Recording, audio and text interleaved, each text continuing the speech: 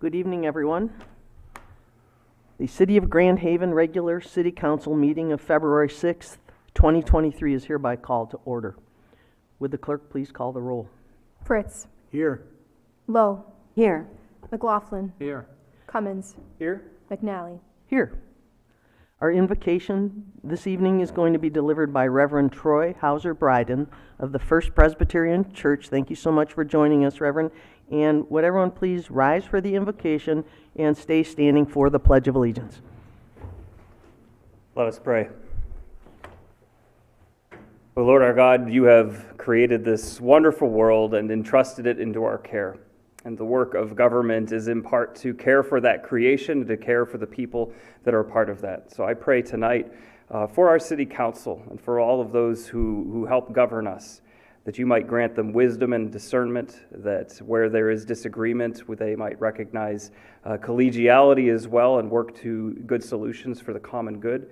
We pray for your blessing upon this community, that you might make us strong, that you might make us a welcoming home for all, and that together we could be the best kind of place to live that we can have. Lord, we thank you for this privilege of being this community together. Bless the work of our hands tonight. Through Christ our Lord we pray. Amen. Amen. I pledge allegiance to the flag of the United States of America and to the republic for which it stands, one nation, under God, indivisible, with liberty and justice for all.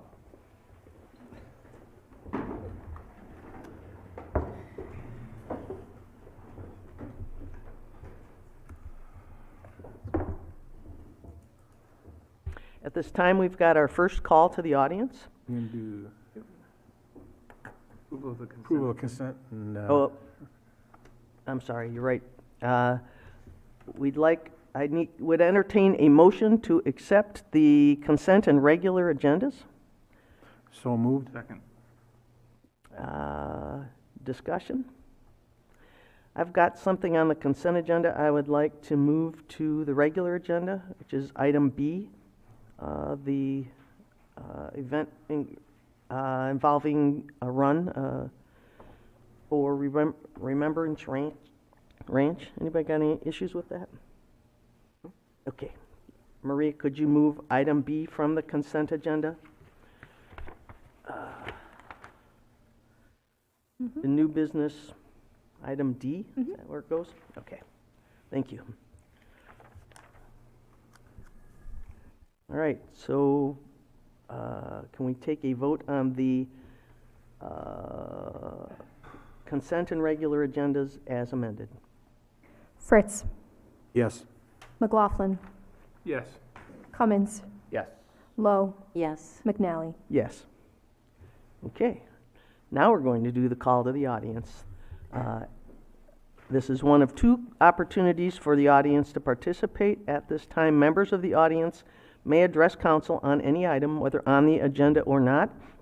Those addressing council are asked to provide their name and address and will be limited to 3 minutes of speaking time. Council will hear all comments for future consideration but will not have a response at this time. Those not physically present who would like to call in may dial 616-935-3285. If it continues ringing, please remain on the line until your turn. We would take all callers. The chair recognizes Roger Bergman. Thank you, Mayor. Roger Bergman, 214 Washington Avenue. Normally I would be here to give you an update on the county. However, there really isn't much that I could tell you that you probably don't already know. So I'm not going to give you an update. But what I am going to do is just acknowledge the fact that I am proud to be a citizen of Grand Haven tonight because of 11A and what you are doing in terms of saying in that resolution that you support DE&I, diversity, equity, and inclusion. And I just came to make sure that you're aware that I am proud. I have been part of a county that has been proud of that for many years and is still proud of that in many ways. So just that's about all I can say other than thank you for doing what you're doing, and I'm proud of you. Thank you. Thank you very much, Roger.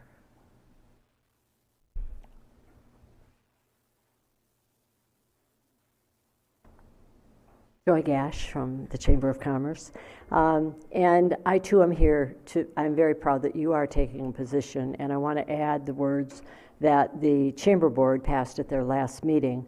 As Northwest County's economic development organization, the Chamber of Commerce is committed to serving all the businesses in our region of the county. Chamber members present and future can be certain that we will continue to focus on being welcoming to all to support a healthy and vibrant business climate and community. We have been supportive of all the work that has been done by the past county, city, village, and township officials to create a favorable business climate that exemplifies our attractive and welcoming community for all to work, learn, live, and play. We are committed to engaging all elected officials that represent our area to work together to envision a community's future where businesses thrive and all people feel welcome. And I just wanted to mention, I think Ashley has provided you all with a series that we're doing in partnership with the Grand Haven Area Community Foundation. And part of the development of this series was to really help us come together to really talk about how we see our community in the future. So I'm hopeful that you can join us, if not for all of them, for some of them. We actually are kicking off tomorrow morning with our local economic forecast, and we did a series or a meeting with a number of businesses from our community to meet with Dr. Isley ahead of time to really kind of talk about what they were sensing, what they were feeling, so that when he put his presentation together for tomorrow morning, he really had data on what's happening in our community, which we really appreciate because a lot of times we get thrown in with the Grand Rapids MSA. And so what he's presenting tomorrow really kind of tells a story. But during the discussion that we had, the group that were there, and it was manufacturers, retailers, realtors, service sector, all of the items that came up, we're addressing, and we have specialists and thought leaders here to help us kind of learn more about what they're hearing from other areas, give us their insight. And Karen McPhee at the end will be leading us through a community conversation. So hopefully you can join us. Thank you. Joy, I'd like to commend the Chamber for the speaking series it put together. I am not a morning person, but I have committed to going to these meetings. So that's how impressed I was by basically the summaries you provided and the speakers you've lined up. So thank you very much for your work in putting that together. I know it wasn't easy, and it's a great thing for our community. Thank you, and the Grand Haven Area Community Foundation has been an integral part, because without them we could not ever have, it would be very difficult to bring those quality of speakers here to our community. So thank you for joining us, and I'll look forward to the conversations. Okay.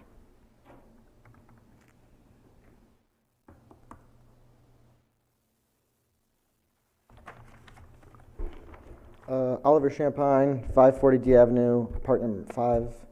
For once, I'm not here to complain about something, so I think in a way that feels good. I'm not as anxiety-ridden trying to stand up here. I'm actually going to just read a short campaign statement because I'm at least exploring a run for city council this upcoming election. So, my name is Oliver Champagne. I have lived in Grand Haven my entire life. By lived, I meant I've spent a large portion of my work and free time in Grand Haven. However, my house for most of my life was located in Grand Haven Township, not too far from the conference grounds. Now, after returning home from a trip from Finland this fall and also transitioning schools, I made the decision to move into Grand Haven City. With my new residence, I hope to get even more involved in the city, and that's why I'm exploring a run for city council. I grew up exploring and hanging out with friends downtown, especially during the Coast Guard Festival, and enjoying the 4 seasons of the beautiful beach sunsets, which, by the way, winter has a beautiful beach sunset, and I would sometimes every day go and see it. But Sometimes. when I got older, I started getting more directly involved in Grand Haven. I was a member of the Youth Advisory Council of the Grand Haven Community Foundation. I've spoken at dozens of city council and board of light and power meetings. I know, I get boring and tiring sometimes to hear, but thank you for letting me talk. I've knocked on several hundred doors in Grand Haven for political candidates. I've worked in numerous restaurants downtown, currently working at Copper Post, and I also have worked as a summer day camp counselor in the YMCA. Additionally, I attended Grand Haven Christian School through 4th grade until I transferred to Grand Haven Public Schools, staying until I graduated from Grand Haven High School in 2021. And after high school, I went to Michigan State for a little at James Madison College, but am now attending Grand Valley State University, majoring in secondary education, English with a minor in political science. And as you can tell, I know I'm quite young. I'm not even 21 yet, but I will be 21 by the time I would be inaugurated or by the time of the end of the election. And so some of you may be listening and think that I'm not ready for a position in local politics. And I kind of understand where people are coming from about that. But I assure you, I consider myself quite qualified. First of all, I previously mentioned I volunteered for political candidates, and I kind of would like to expand on that. I've worked on 6 campaigns from the local level to governor races and even a presidential campaign. Additionally, while I attended Michigan State University, I interned at the state capitol for the 109th Michigan District Representative. And secondly, and in my opinion more importantly, I just have a passion for politics. Specifically at this point locally, I think there's a unique importance in local politics, one at times we sadly ignore. It is that we can talk to each other. I can know you, you guys can know me. We live next to each other. We go to the same places to eat. We enjoy the same beautiful scenery in our local woods, beaches, and downtown. It is the part of give me 30 seconds, please. You got it. Okay. It is part of the politics I like, talking. If we were to live in the same community, we must talk and work together to improve it. For those of you who have never met me yet, I look forward to meeting you and conversing on the future we want to build for Grand Haven. I want to do most of this talking outside of social media, so it's my plan to knock as many doors in Grand Haven as I can and talk. Plus, I'll have campaign hours established that a day every week where people can meet me downtown, too. So I hope to have your guys' support in the future. And also, if you ever need someone to watch after your dogs, please feel free to contact me. I'm going to leave right now to go finish dog sitting, but I just wanted to come in and say that to you guys. Good to know, Oliver, all of it, especially about the running for office, but also about the dog sitting. Yeah, I saw Thanks. you outside yesterday with your dogs. Yeah, I'm outside every day with my dog, so thank you. Have a good one. Thank you. You too.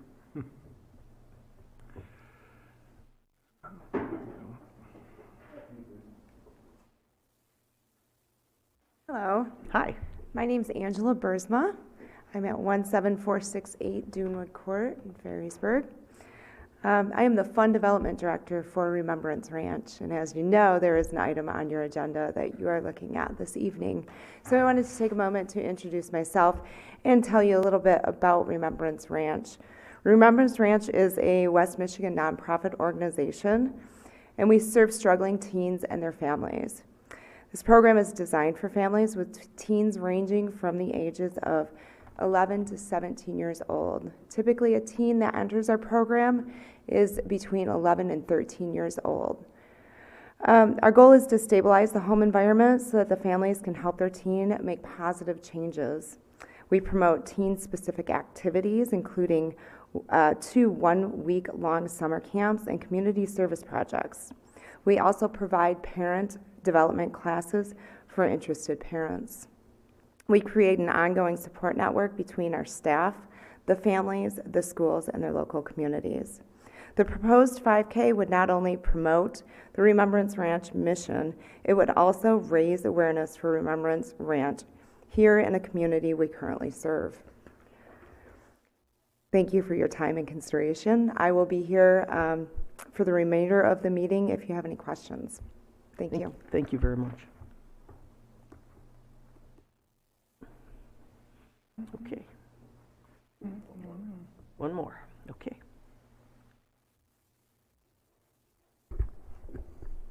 Good evening. Douglas Wilson, Central Park.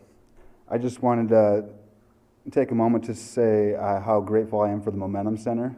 It is a nonprofit here locally in town, just one street over down the road. They've just been a blessing to me and members of the community, and I just wanted to give a shout out to the Momentum Center. Thank you. Thank you.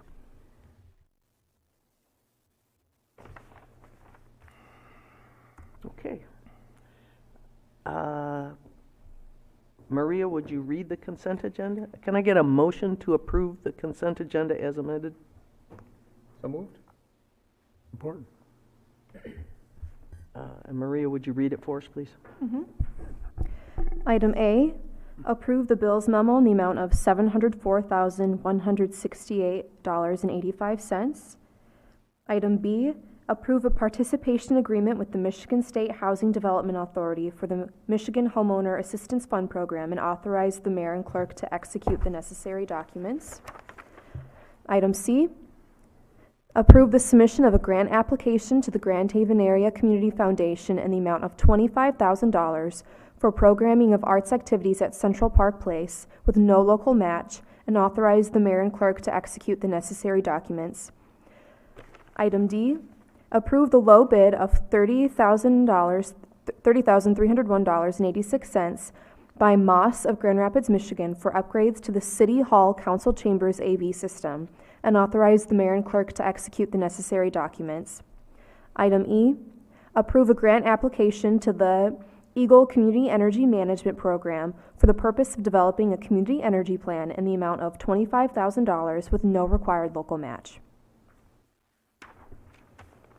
Would you call the roll, please, Maria? Cummins, Yes. Fritz, Yes. McLaughlin, Yes. Lowe, Yes. McNally. Yes.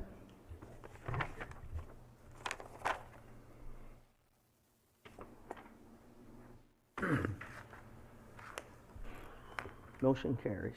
Okay, at this time, I'm going to open a public hearing concerning a request from BioSolutions to transfer the current 12-year 50% abatement industrial facilities tax exemption certificate for parcel 70 TAC 55 TAC 58 TAC 116 TAC 180 expires 2028 to the real estate holding company of the same owners, 1800 Property Holdings LLC, for the remainder of the 12-year period. I'd like to open the public hearing.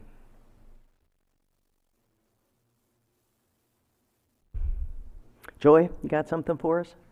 Yes, Elizabeth and I are splitting up our time tonight. She had to go to a meeting in Ferrisburg. So Mark Lackland is here, the owner of the company. And Mark actually gave us a tour. I think that, Ryan, you were there, and Karen was there. BioSolutions is located at 1800 Industrial Drive in Grand Haven. They formulate, blend, package, and distribute biodegradable metalworking fluids and cleaning products for companies committed to maintaining an environmentally safe and healthy workplace. During the last year, the owners of BioSolution created a real estate holding company called 1800 Property Holdings. An application has been submitted to transfer the existing industrial facilities tax exemption certificate to the new holding company, which you are considering this evening. If you have any questions of Mark regarding what he's doing and a little bit about his company, he's here to answer your questions. We appreciate you being here, sir. Does anyone have any questions? No, I don't have no questions, but the tour was very, very helpful.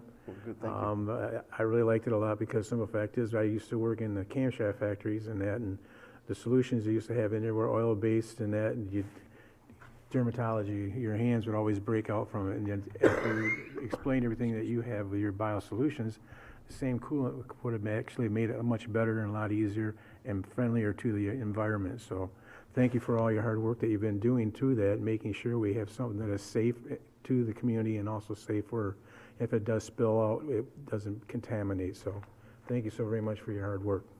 Okay, thank you. Any questions at all? And just a point of clarification, there is a Mark Lackner who is one of the owners of these two organizations we're talking about. That is not me. I am operations manager, and my father since retired, but he was partners with Pete and Gary starting BioSolutions, and now Kyle and Tony are the partners, and with Pete's passing, it's just going to be the three of them. Thank you. Thanks. I think that's all I've got for you guys. Is there anyone in the audience who's got any public comment to make?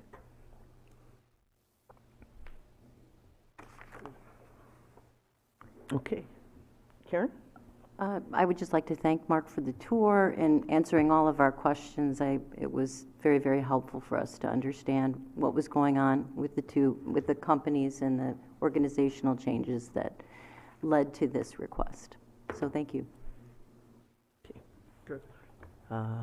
At this time, I'm going to close the public hearing, and I would entertain a motion. Maria, would you read item C? Consideration by City Council of a resolution to approve a request from BioSolutions to transfer the current 12-year 50% abatement industrial facilities tax exemption certificate for parcel 70-55-58-116-180 expires in 2028 to the real estate holding company of the same owners, 1800 Property Holdings LLC, for the remainder of the 12-year period, and authorize the mayor and clerk to execute the necessary documents. Can I get a motion to that effect? So moved. Second? Any discussion? Okay, Maria, would you call the roll, please? Fritz? Yes. Lowe? Yes. McLaughlin? Yes. Cummins? Yes. McNally? Yes. Okay, moving on to new business. Maria, would you read item 11A? Consideration by City Council to adopt a resolution as presented by the Human Relations Commission reaffirming the City of Grand Haven's commitment to diversity, equity, and inclusion. Human Relations Commission recommends approval. Administration recommends approval. Can I get a motion to that effect? So moved. Second. Motion by Fritz, second by McLaughlin. Is there discussion? Could we have the clerk read the entire resolution? Yeah, for that the would be audience? fine. That's a good idea, Karen.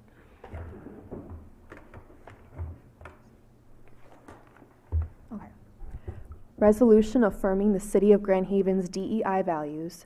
Whereas the diversity statement of the City of Grand Haven states, the City of Grand Haven respects, values, and celebrates the unique attributes, characteristics, and perspectives that make people who they are.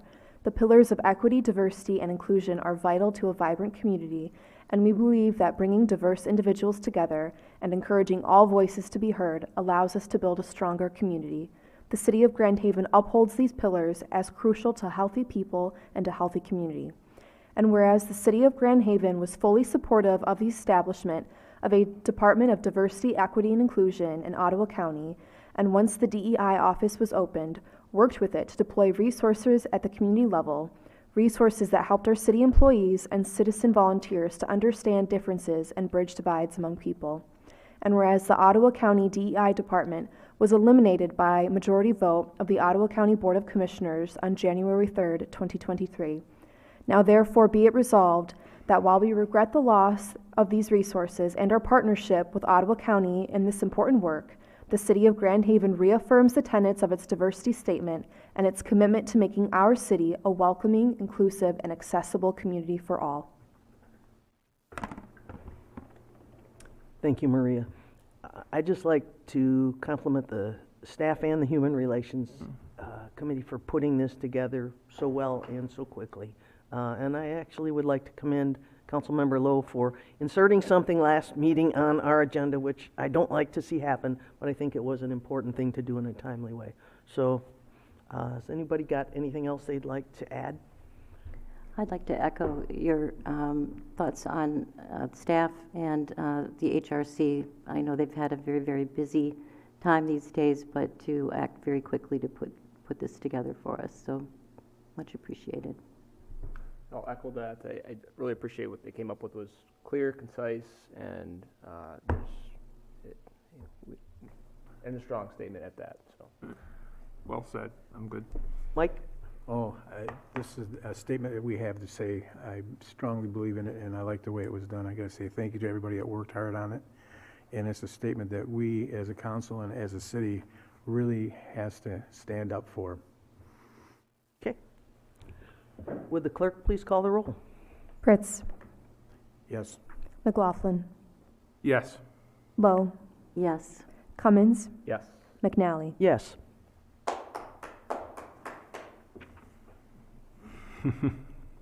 Okay.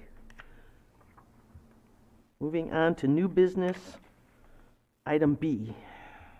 Consideration by City Council of a resolution to approve a budget amendment reallocating $25,000 in planned capital improvement purchases for public safety SCBA gear to fund the replacement of the Chispa Walk and associated boardwalk improvements. Administration recommends approval. Can I get a motion to that effect? So moved. Second. Okay, motion by Fritz, second by McLaughlin. Derek, do you have anything you want us to know? Maybe you can describe for the audience and the listening audience what it is this relates to? Yes, yes, Your Honor. Good evening, Derek Gatis, Public Works Director. I'm usually not up here asking to spend someone else's capital improvement money. I thought that was very clever, actually. I got a compliment from Chief Hawk on that as soon as he saw the memo. No, actually, we got a grant, or he got a grant, and so we had a little flexibility in the budget there. And we try to do that all the time, and I think I'm a little more successful than he is. But we're going to take this opportunity to hopefully partner with Ken Formsman and the Community Foundation to improve the area of the boardwalk, officially known as the oh gosh, I get this wrong, the Chipsa? Right? Chipsa, yeah. Artwork that was put back in the boardwalk back in the 80s, late 80s, 89, I think. It actually was failing a couple years ago. We had to actually take a section out and put in some concrete just to make it safe for the public. But to revitalize that area by the Corps of Engineers. So right after you get off from the pier head on the north side, right around to where the Coast Guard parking lot starts. Just needs a little help. And there's been some really high water impacts there. And the Corps is going to be doing some work there.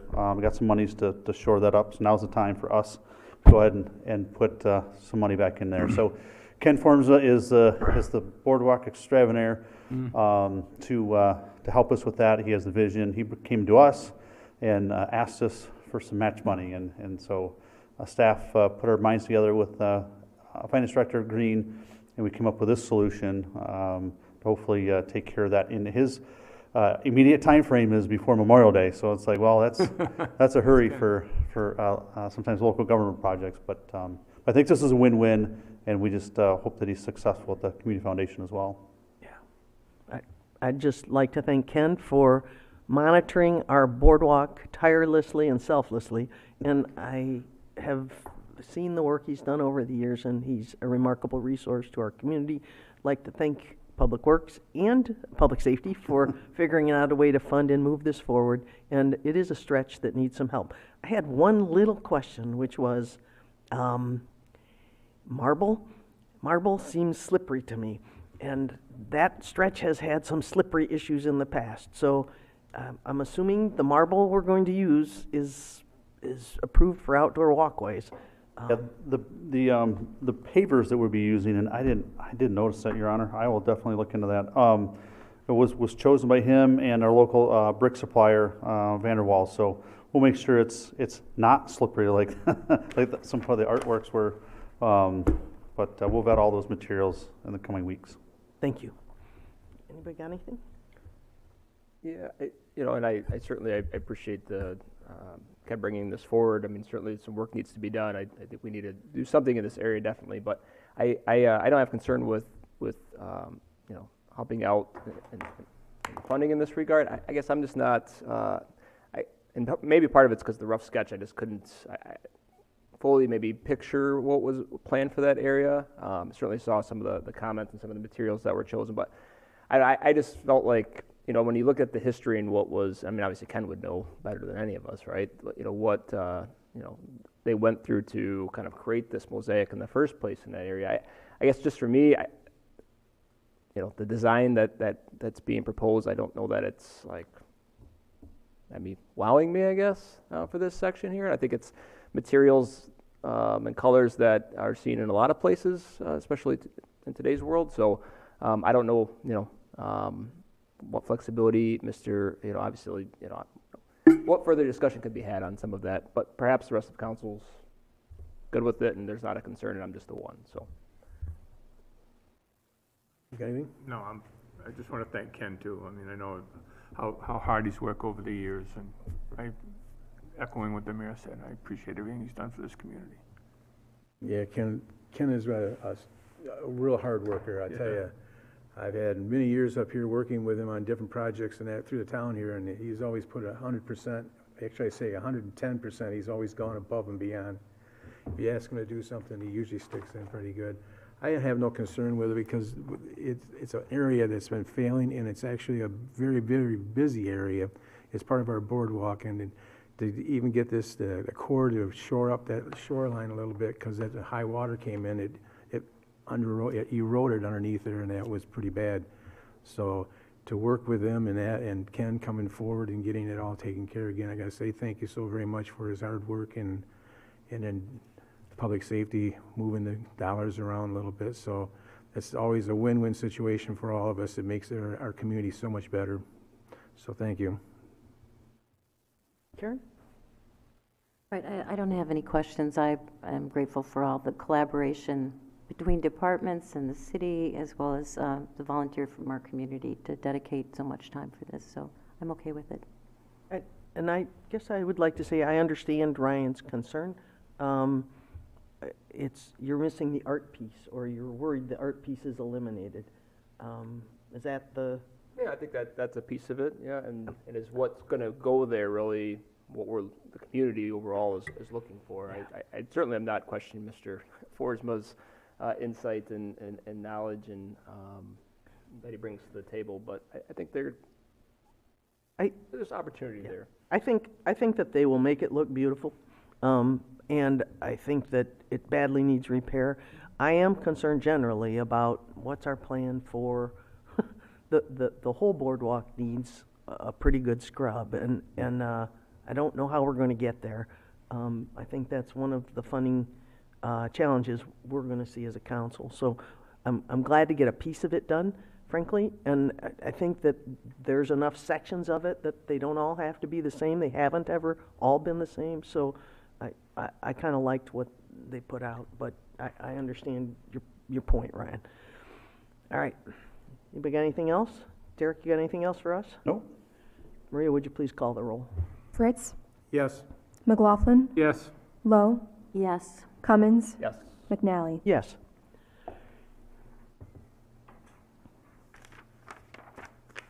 Okay. Moving on to new business, item C. Would you read it for us, Maria? Consideration by City Council of a resolution to approve a grant submission to the Grand Haven Area Community Foundation in the amount of $30,000 for the replacement of the Chispa Walk and associated boardwalk improvements with a local match commitment not to exceed $25,000. Can I get a motion to that effect? Moved. Second? A motion by Fritz, second by Lowe. I pulled it from the consent agenda, and I guess I'd... The second. No, this is the second part. Oh, of it's the the, CRISPA. Oh, I'm sorry. This is the second part of the... C. Application. Yep. Okay. Any further discussion? No. Good. Then please call the roll, Maria. Fritz? Thank you, Ryan. Yes. Lowe? Yes. McLaughlin? Yes. Cummins? Yes. McNally? Yes.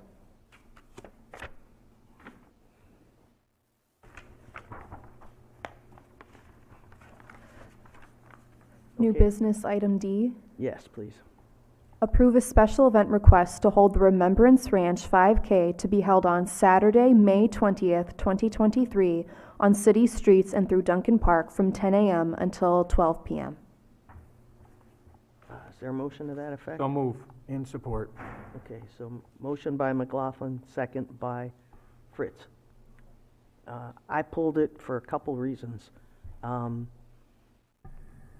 The principal reason I pulled it is I could see no connection between the nonprofit that is asking us to do this and the city of Grand Haven.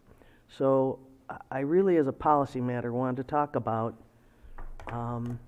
how far flung we want organizations to come in to use our services and our streets and our personnel for a fundraiser. That was thing one. The second thing I had real concerns about was They are asking to run this race much later in the day than any other road race I'm familiar with has run. Usually the road races that are run through town are done earlier. And Ashley, I brought that up with Ashley this morning, and it sounds like they're open to modifying their time. Is that accurate? Correct. They're willing to modify their start time to 8:30 with an hour and a half end time. Right. And then the third thing that came up during my conversation with Ashley this morning was the agenda says it's on April 20th, but the application says it's on May 20th. And May 20th is Jeep Fest and Kite Fest. And so I have three major concerns. One is the time, one is the date, and frankly, one is the sponsor. With all due respect to the sponsor, and I really appreciate you coming and talking to us. Most of the organizations that we close our streets for are more local. I'm trying to figure out, I do get that you would do this to try to expand your mission or the awareness of your mission to the Grand Haven area. And it looks like a very good cause to me, but I guess I don't understand why an Allendale-based charity wouldn't do their road race through Allendale. And I'm struggling with that. So none of the rest may struggle with it, and that's okay, but I am interested in everybody's position on the date and the time. So.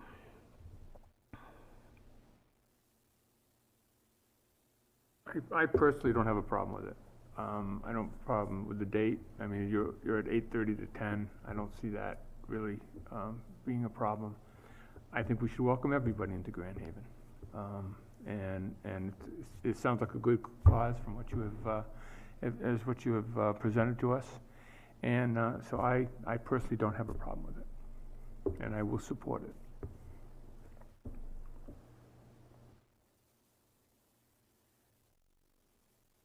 Mike? I don't have a problem. We've had a lot of different organizations come through here and do things, and it's for a good cause, getting awareness out there, so I appreciate it so much. That's fine. Go ahead, I'm sorry, didn't mean to interrupt. No, that's all right. That's all right. I'm for it. Okay. Karen?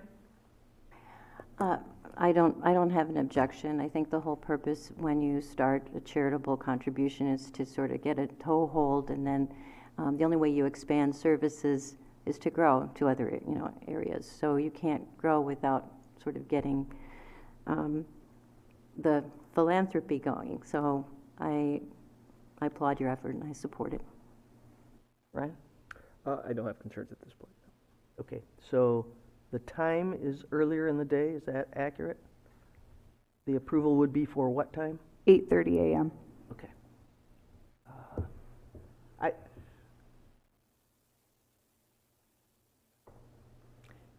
That's all good. I just want the consideration of how far flung are we interested in, how many different activities do we want in town, because each one strains our resources, and how many and how far flung. I think we need as a group to just consider those things. Sounds like you guys already have, and that's fine, and we'll move forward. Madam Mayor, I just ask a question. Did Chief Hawk have any concerns about having the three events at the same? He did not, especially with the time adjustment to earlier in the day. Okay. Thank you. Okay. Anything else? Call the roll, please. Can I get an amendment for the time? Yes. Ashley's going to have to give it to you, though. Can I get a motion to amend the resolution to change the running time of the race to 8:30 a.m. to 10 a.m.? Is that it? Okay, 8:30 a.m. to 10 a.m. So move. And second. Can we vote on the amendment? Mm-hmm. McLaughlin? Yes. Fritz? Yes. Lowe? Yes. Cummins? Yes. McNally? Yes. And Now, can we vote on the amended resolution? McLaughlin, Yes. Fritz, Yes. Cummins, Yes. Lowe, Yes. McNally. No.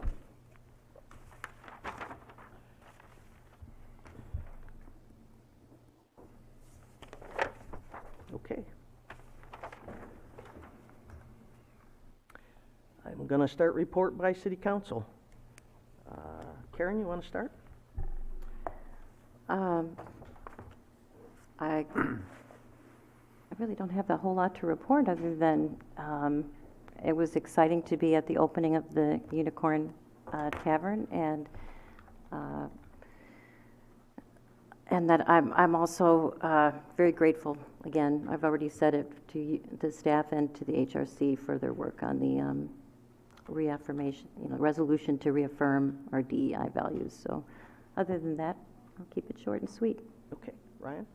Yes, so I want to welcome again the Unicorn Tavern to the east end of town, and really thank Crystal and Gary Boyd for their, not only their investment in Grand Haven, but really the investment on the east end of town and bringing something that's different menu-wise and fresh and a different kind of dining experience. So I want to thank them again.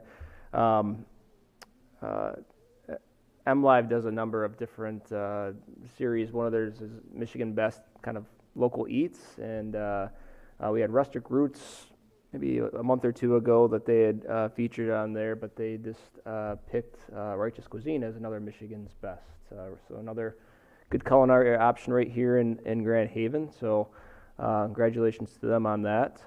Other than that, I think I'm good. Okay. Mike?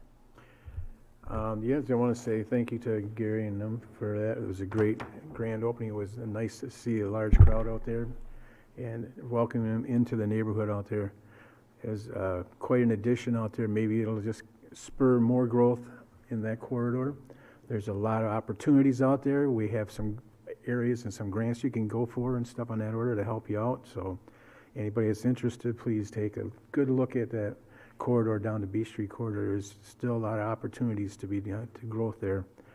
And second of all, I would like to talk about is WGHN and the bashing of us as City of Grand Haven. I'm getting really tired of it, because if you want to talk about what really happened, don't listen to what they're saying. You got to listen to what the facts are. On July 21st in 2022, we issued a letter warning WGHN of the breach and sent them 30 days to remedy the breach, which included failing to comply with 75% local origination programming requirement in violation of Section 5 of their agreement, failing to pay the lease fee invoked by violation of 75% local organization, an outstanding balance of $18,008, failing to pay for its utilities in violation of Section 10 of the agreement, outstanding balance of $84,538.59, placing additional antenna and cameras on the tower without the city's prior written consent in violation of Section 2 of the agreement, assigning the interest under the agreement to a third party without the city's prior written consent in violation of Section 16 of the agreement, which they signed. It goes on to say that first week of August, the city attorney met with the owner of WGHN, August 19. WGHN sent city a response and a counteroffer from their attorney. WGHN offered only 10% of the agreed of that amount. Additional unfavorable license amendments toward the city were proposed.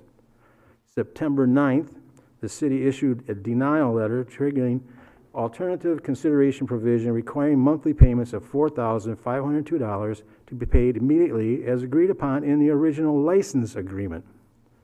September 9th, the invoice issued by the city was due 10 days out. September 19th, invoice remained unpaid by WGHN. WGHN at this time could have paid in protest or another method to continue any kind of conversation with us.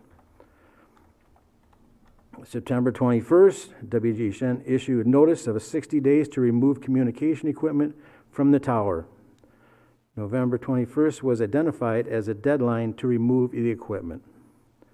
November 16th, WGHN inquires about a 3-month extension as they work on a new lease approved in Spring Lake, and again, only offering 10% of the required payment per their lease agreement. Mind you now, this is their lease agreement. They signed the agreement with us.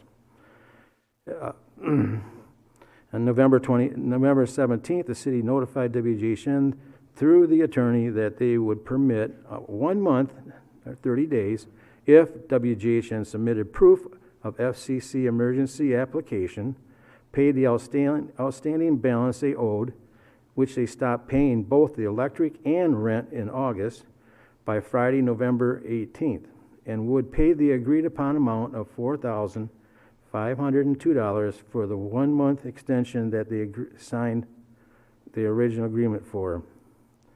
November 18th, WGHN does not pay and has not paid.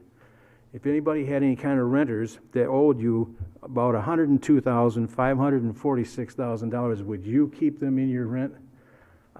I'm sorry, but I don't have no empathy toward these guys at all. I'm tired of it being bashed on the radio and online and everything else.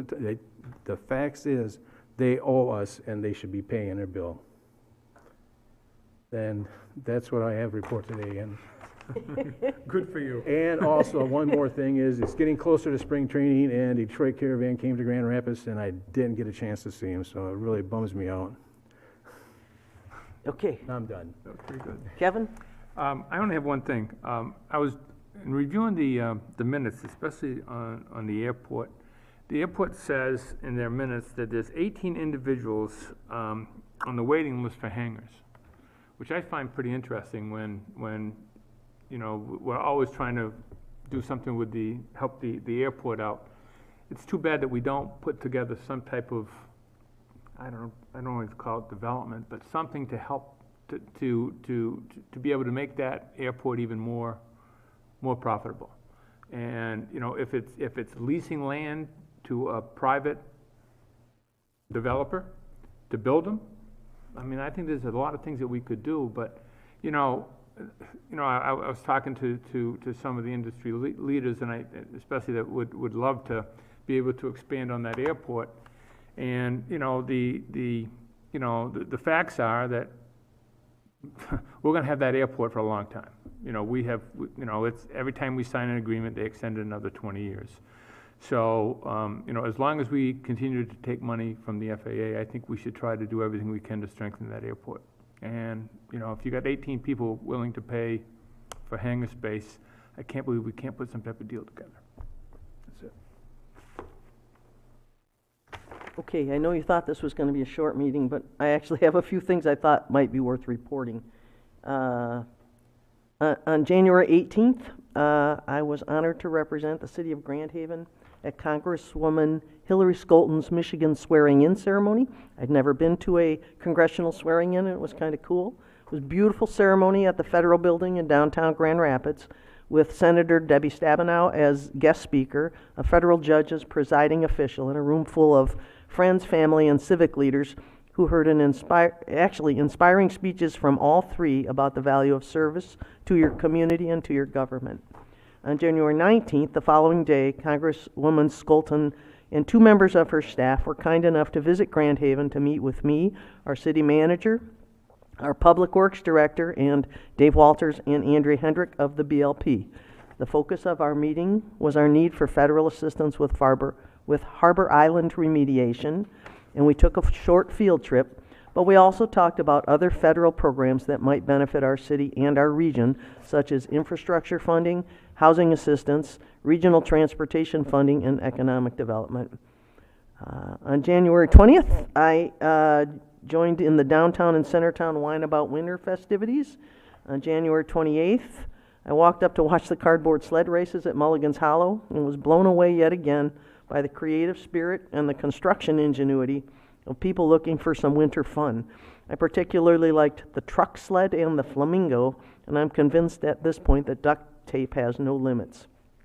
On February 4th, I joined the celebration of the grand opening and ribbon cutting of the Unicorn Tavern on the East End. I offer congratulations and felicitations to Gary and Crystal Boyd and their family and crew who've worked so hard to make their dream a reality. This is an unashamed plug, much like the others. Support our newest local business, Try the Unicorn. Then I ducked down to the American Legion for a beautiful ceremony honoring 4 World War II era chaplains who gave up their life preservers on a sinking troop transport torpedoed in the North Atlantic and led actually 80 years ago this week, and led the remaining crew and hymns as their ship, SS Dorchester, sank with 674 of the 904 men still aboard. The ceremony included Legion members, members of the Coast Guard, the high school choir, and Boy Scout and Girl Scout contingents. The speaker was the former Chief of Coast Guard Chaplains, and he gave a beautiful speech about how developing character through small acts of service helps prepare those who may be called upon for greater courage later in life. I've been trying to schedule a meeting with the city manager and BLP chair, Mike Westbrook, to discuss how to implement the Human Relations Commission's recommendation and this council's direction on mediation between our two bodies, but competing respiratory ailments sidelined each of us for several days, so we'll work toward that goal when everybody's healthy and Chairman Westbrook is back in town. And I continue to interview candidates for the Loudoun Library Board, so if there's anyone out there still interested, please submit an application. I had one other matter I wanted to discuss at our public meeting. I've heard 3 individual council members state informally at recent meetings they're interested in looking at changing the direction of Franklin so that traffic runs 2 ways. I believe the seasonal closure of the first block of Washington may be a factor in their consideration of this action. I'm not opposed to looking at the issue, but I'd like to encourage council to gather community input and perhaps ask Planning Commission to take a look at the pros and cons before making that decision. Of the group assembled here, including our city manager and our planner, only Councilmember Fritz would have much insight into why Franklin has remained a one-way street. The rest of us are new to city government and are relatively new to the city. I believe the city has formally studied this issue more than once, has gathered significant community input, and has left Franklin one way for good reasons. But I don't think we've looked at it for some time, and it's worth revisiting. I've asked our planner and city manager to see if there are records of the earlier actions, and if so, whether I could review them. Ashley told me this morning that Brian, our planner, has dug something up. I haven't seen it yet, but if you're interested, you might ask Ashley to forward it to you as well. My initial position is that keeping Franklin traffic one-way serves several important city purposes. Franklin is the principal emergency route to the waterfront. Even on busy days, one-way traffic creates space for traffic. One-way traffic creates space for traffic to clear a path for emergency vehicles to pass and to negotiate the turn onto Harbor Drive. The same maneuvering space gives SUVs and trucks with large trailers headed for the state park room to maneuver, and sometimes that turn is tight. Franklin is their best route in. Columbus and Franklin were created as efficient arterials between the highway and our downtown and riverfront. Town residents, especially those from Southside and Old Town neighborhoods, use them extensively to avoid traffic backups on Jackson, and sometimes even on Beacon in the summer. At the same time that these arterials reduce traffic on Jackson, they concentrate traffic bound to and from the waterfront to keep it off the quieter residential streets in Old Town and Southside neighborhoods. Part of the arterial plan was the generous bike lanes Columbus and Franklin already support.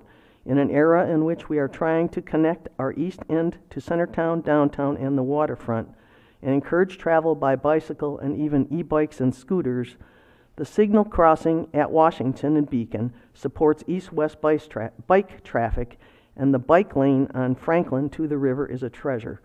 The bike lane on Columbus was a treasure until we switched the traffic pattern. That's made bicycle transit more challenging from Harbor to Beacon since. I think you guys know I live at the corner of First and Franklin and spend a good part of my summer on the porch observing Franklin's traffic. Southside neighborhood residents and the many visitors who street park in the Southside neighborhood use the numbered streets and crosswalks on Franklin to walk downtown. This is a constant procession in summer, typically in family groups that include strollers, scooters, children's bicycles, and dogs on lead. Franklin is busy. Vehicles are not as courteous towards pedestrians as they should be, and our crosswalks could use some enhancement. Checking traffic from one direction is challenging, especially on the corners that have multiple parking lots, driveways that feed onto the street. Checking traffic in both directions will make pedestrian crossing more difficult and less safe. This is a basic tenet of street design.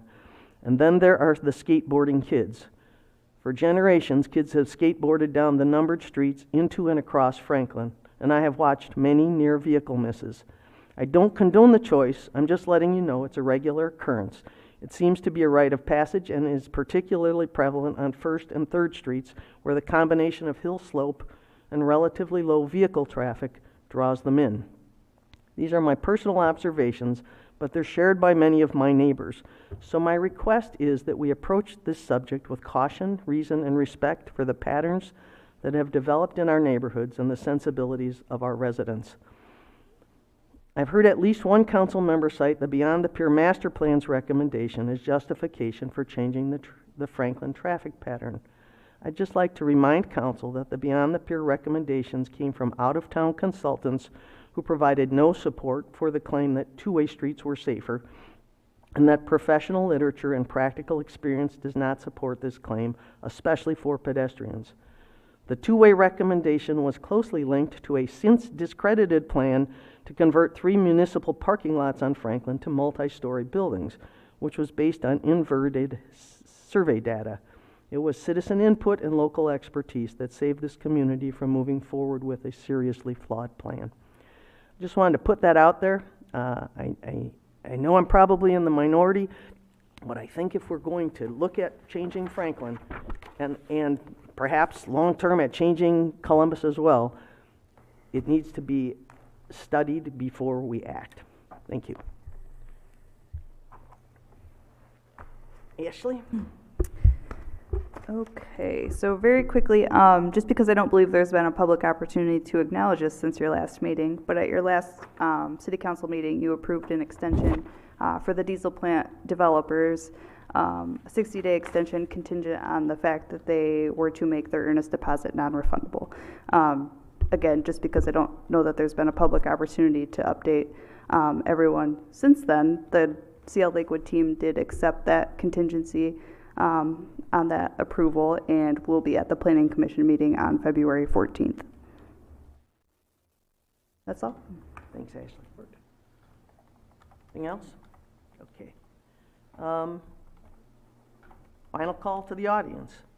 At this time, members of the audience may address council on any item, whether on the agenda or not. Those addressing council are asked to provide their name and address and will be limited to 3 minutes of speaking time. Council will hear all comments for future consideration, but will not have a response at this time. Those not physically present who would like to call in may dial 616-935-3285. If it continues ringing, please remain on the line until your turn. We will take all callers.